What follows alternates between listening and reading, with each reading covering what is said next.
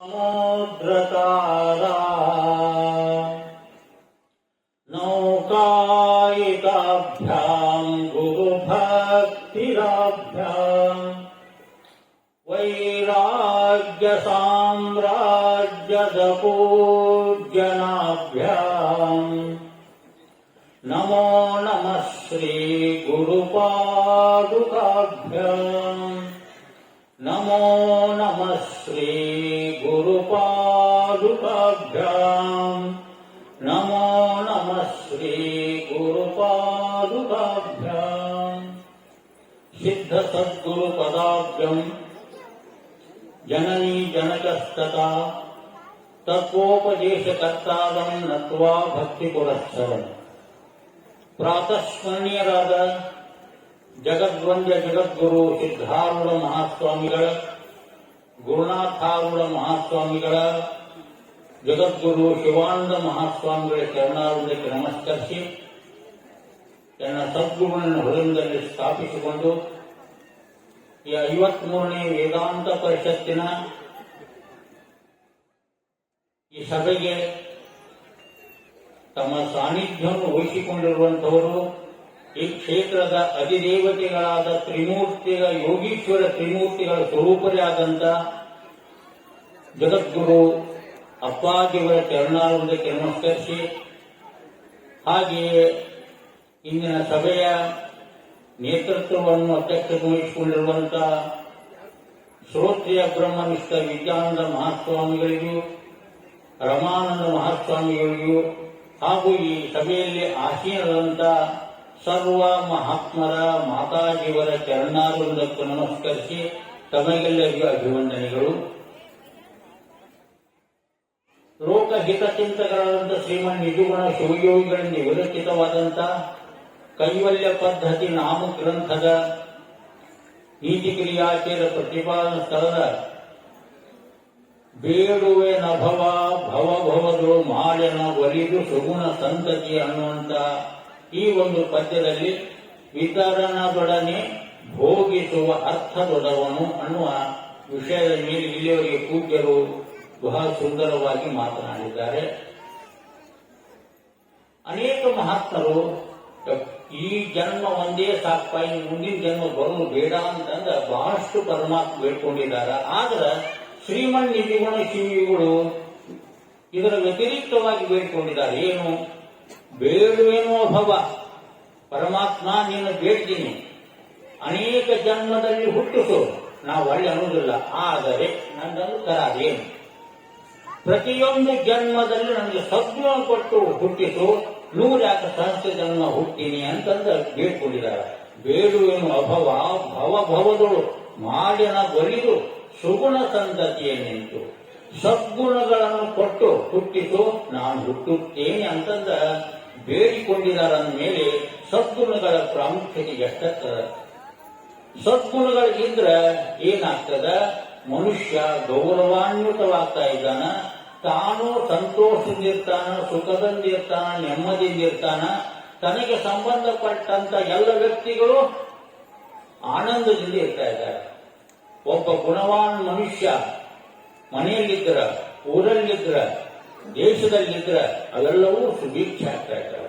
ಆದ್ದರಿಂದ ಸದ್ಗುಣಗಳನ್ನು ಬೆಳೆಸಿಕೊಳ್ಳುವುದು ಮುಖ್ಯವಾಗಿದೆ. ಈ ಪೂರ್ವ ಹೇಳಿದಲ್ಲ, ಗುಣಗಳೇ ಭೂಷಣವಲ್ಲದ ಮಣಿ ಹೇಮಾದಿಗಳು ಭೂಷಣವಲ್ಲ. ಪ್ರತಿಯೊಬ್ಬರಿಗೆ ಈ ಹೊರಗಿನ ವೇಷಭೂಷಣಗಳು ಅದು ಅವರಿಗೆ ಭೂಷಣವಲ್ಲ, ಸದ್ಗುಣಗಳು ಅವರಿಗೆ ಭೂಷಣ. ವಿತರಣದೊಡನೆ ಭೋಗಿಸುವ ಅರ್ಥದೊಡವನು. ಇದೆಲ್ಲ ಪರಮಾತ್ಮನ ಒಂದು ವಾಸಸ್ಥಾನ. ದೇವರ ಮನೆ ಇದು. ಈ ಜಗವೆಲ್ಲ ಬಾಡಿಗೆದಾರರು ಜೀವಿಗಳೆಲ್ಲ, ನಾವೆಲ್ಲರೂ ಬಾಡಿಗೆದಾರರಾಗಿದ್ದೇವೆ. ಎತ್ತು ನಿಮ್ಮ ದಾನ, ಗೆತ್ತು ನಿಮ್ಮ ದಾನ, ಸುಳಿವು ಗಾಳಿ ಎಲ್ಲವೂ ನಿನ್ನ ದಾನ. ಎಲ್ಲ ಪರಮಾತ್ಮದ. ಅದರಲ್ಲಿ ನಮ್ಮದೇನಿದೆ? ಪರಮಾತ್ಮನ ಕೊಟ್ಟದ್ದನ್ನು ಪರಮಾತ್ಮನಿಗೆ ಅರ್ಪಣೆ ಮಾಡುವುದು, ಅವರಿಗೆ ಅರ್ಪಿಸುವುದು. ಇದಕ್ಕೆ ದಾನ ಅಂತಾರ. ನಮಗೆ ಬಂದಂತ ಸಂಪತ್ತನ್ನು ನಾವು ಭೋಗಿಸುವುದು, ನನಗೆ ಸಂಬಂಧಪಟ್ಟಂತ ಎಲ್ಲ ಜನರಿಗೂ ಉಪಯೋಗಕ್ಕೆ ಕೊಡುವುದು, ಹಾಗೆ ದೀನರಿಗೆ ದಲಿತರಿಗೆ, ಅನಾಥರಿಗೆ ದಾನವನ್ನು ಮಾಡುವುದು, ಅದು ಏನಿದೆಯಲ್ಲ ಇದು ವಿತರಣದೊಡನೆ ಭೋಗಿಸುವ ಅರ್ಥ ಮನುಷ್ಯನಿಗೆ ಇದು ಬಹಳಷ್ಟು ಒಳ್ಳೆಯತನವನ್ನು ತಂದುಕೊಡ್ತಾ ಇದೆ. ಇಲ್ಲೇ ಇದ್ರೆ ತಾನು ತಿನ್ನಂಗಿಲ್ಲ, ಇನ್ನೊಬ್ಬರಿಗೆ ಕೊಡುದಿಲ್ಲ ಅಂತಂದ್ರೆ ಇವರಿಗೆ ಲೋಭಿ ಅಂತಂದ್ರೆ ಅದನ್ನು ಶ್ರೀಮನ್ ನಿಜಗುಣ ಶಿವಗಿ ಹೇಳಿದ್ರು. ಯಾವಪ್ಪ ದುರ್ಗುಣದಲ್ಲಿ ಅತಿ ಮುಖ್ಯ ಅಂತಂದ್ರೆ ಕಡು ಲೋಭದಿಂದ ದುರ್ಗುಣ ಮನ್ಯ ಮುಂದೆ. ತಾನು ಉಣ್ಣಂಗಿಲ್ಲ, ಇನ್ನೊಬ್ಬರಿಗೆ ಕೊಡುವಂಗಿಲ್ಲ, ಇಂಥ ಒಂದು ಗುಣ ಇದ್ದವಾಗ ಲೋಭಿ ಅಂತಾರೆ. ಈ ಲೋಭಿಯಿಂದ ಪಾಪವೇ ಸಂಚಯವಾಗ್ತದೆ ಎಂದು ಪುಣ್ಯ ಸಂಚಯವಾಗುವುದಿಲ್ಲ.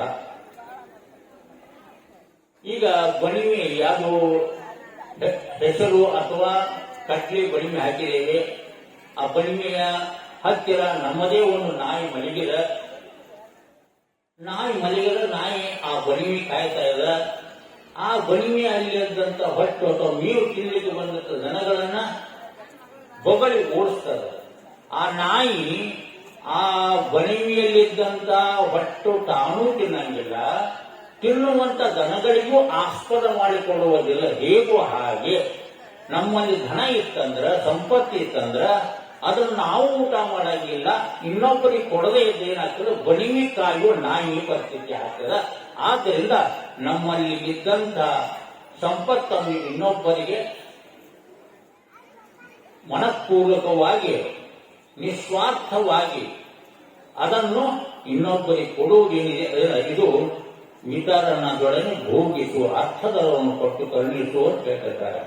ಕೊಟ್ಟದ್ದು ತನಗೆ ಬಚ್ಚಿಟ್ಟದ್ದು ಪರರಿಗೆ, ಕೊಟ್ಟದ್ದು ಕೆಟ್ಟಿದನೆ ಬೇಡ ಮುಂದೆ ಕಟ್ಟಿಯುವುದು ಬುದ್ಧಿ ಸರ್ವಜ್ಞ ಅನ್ನುವಂತೆ ನಾವು ನೋಡಿ, ಒಂದು ಕೈಲಿ ಕೊಟ್ಟ ಪರಮಾತ್ಮ 100 ಕೈಲಿ ಕೊಡ್ತಾನ್ರಿ, ಕೊಡಬೇಕು ಅಂತ ನಾವು ನಾಣ್ಣುಡಿಯಲ್ಲಿ ಹೇಳುವ ಹಾಗೆ ನಮ್ಮಲ್ಲಿದ್ದಂತ ಸಂಪತ್ತನ್ನು ಇನ್ನೊಬ್ಬರಿಗೆ ಉದಾರತನದಿಂದ ದಾನ ಮಾಡುವುದೇನಿದೆ ಇದು ಮನುಷ್ಯನಿಗೆ ಒಳ್ಳೆಯ ಸದ್ಗುಣ. ಅಂಥ ಸದ್ಗುಣವನ್ನು ಗ್ರಹಿಕೆ ಮಾಡಿದರೆ ಮಾತ್ರ ಅವನು ಇಹದಲ್ಲಿ ಅವನು ಯೋಗ್ಯವಾಗಿ ಅವನು ಪುರಸ್ಕಾರವಂತಾಗಿದ್ದಾನೆ. ಒಬ್ಬ ವ್ಯಕ್ತಿ ಸಂಚಾರ ಮಾಡ್ತಾ ದಿನಾಲು ಬೆಳಿಗ್ಗೆ ವಾಯು ವಿಹಾರಕ್ಕೆ ಹೋಗ್ತಾ ಇದ್ದ, ಅದೇ ರಸ್ತೆಯಲ್ಲಿ ಹೋಗ್ತಾ ಇದ್ದ. 2 ವರ್ಷ ನೋಡ್ತದ ಒಂದು ಮನೆ ಅರ್ಧ ಆಗಿತ್ತು. ಹೋಗುವಂತ ವ್ಯಕ್ತಿ ನೋಡಿ ಒಂದು ಸಲ ಆ ಮನೆ ಹತ್ರ ಹೋಗಿ ಇದು ಯಾರು ಮನೆ, ಹೇಗೆ ಯಾರು ಅಂತೆಲ್ಲ ಕೇಳಿದಾಗ ಆ ಮಕ್ಕಳು ಇದ್ದಂಥವ್ರು ಇಂಥವ್ರ ಮನೆ ಅಂತ ಹೇಳಿದಾಗ ಅವನು ಕರೆಸಿದ್ರು. ಯಾಕೆ ಮನೆ ಕಟ್ಟಿಲ್ಲ, 2 ವರ್ಷಗಳು ಹಾಗೆ ಇದೆ. ಇಲ್ಲ, ನನಗೆ ಹಣದ ಕೊರತೆ ಇದೆ, ಆಗ ನನಗೆ ಕಟ್ಟಿಸ್ಲಿಕ್ಕೆ ಆಗಿಲ್ಲ ಅಂತ ಹೇಳಿದಾಗ ಆ ಬಂದ ವ್ಯಕ್ತಿ ಹೇಳಿದ, ನೋಡು ನನ್ನ ಹೆಸರು ಏನು ಹೇಳಬೇಡ, ಇದಕ್ಕೆ ಎಷ್ಟು ಖರ್ಚಾಗಲ್ಲ ಅಷ್ಟು ತಗೋ ಅಂತ ಕೇಳ್ಕೊಂಡು ಆ ದುಡ್ಡನ್ನು ಕೊಟ್ಟು ಮನೆಯನ್ನು ನಿರ್ಮಿಸಲಿಕ್ಕೆ ಸಹಾಯ ಮಾಡಿದಂತ ವ್ಯಕ್ತಿ ಯಾರು ಅಂತಂದ್ರ ಕರ್ನಾಟಕದ ಮನೆಯಲ್ಲಿ ಮಾತಾದಂತ ಅಪ್ಪು ಅನ್ನುವಂತ ಒಬ್ಬ ಚಿತ್ರನಟ. ಇನ್ನೊಬ್ಬರಿಗೆ ಆಗದ ಹಾಗೆ ಅನೇಕ ಜನರಿಗೆ ದಾನ ಧರ್ಮಗಳು ಮಾಡಿದ್ದಾರೆ. ಎಷ್ಟು ಶಾಲೆಗಳನ್ನ, ಎಷ್ಟು ಧರ್ಮಶಾಲೆ ನಡೆಸಿದ, ಅನ್ನ ಸಂತರ್ಪಣೆ ಮಾಡ್ತಾ ಇದ್ದಾರೆ, ವಿದ್ಯಾರ್ಥಿಗಳು ಕಲಿತಾ ಇದ್ದಾರೆ.